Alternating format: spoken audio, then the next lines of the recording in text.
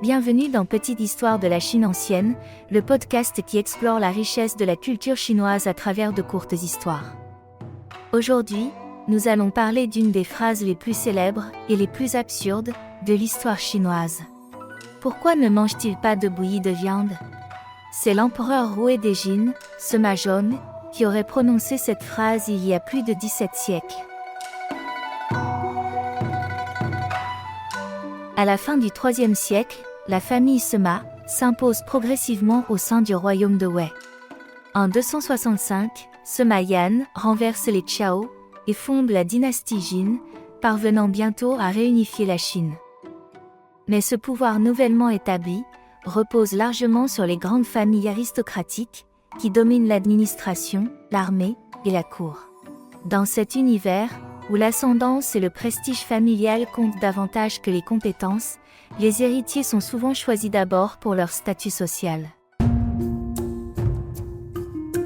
Sima Yan, l'empereur fondateur, souhaite désigner comme successeur son fils aîné, Sima Zhong, conformément au principe de primogéniture. Mais le prince est connu pour son manque de capacité, voire pour une intelligence très limitée. Pour vérifier cela, Sima Yan décide de lui poser une question littéraire, afin d'évaluer son niveau.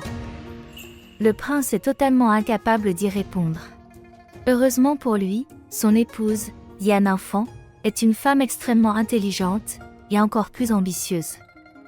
Elle fait aussitôt venir plusieurs érudits pour rédiger une réponse brillante que Sima Zhong n'a plus qu'à recopier.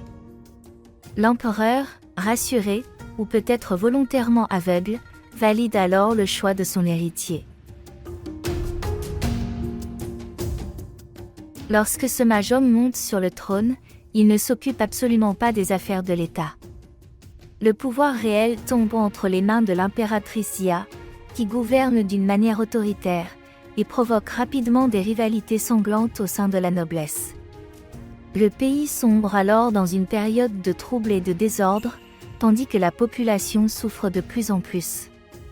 Un jour, en pleine famine, un fonctionnaire vient rapporter à l'empereur que les gens meurent de faim, ils n'ont plus de riz, plus de céréales, rien.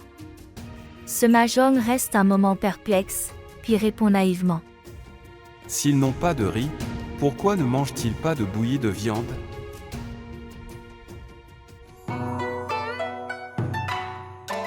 Cette réplique nous rappelle irrésistiblement une phrase souvent attribuée à Marie-Antoinette.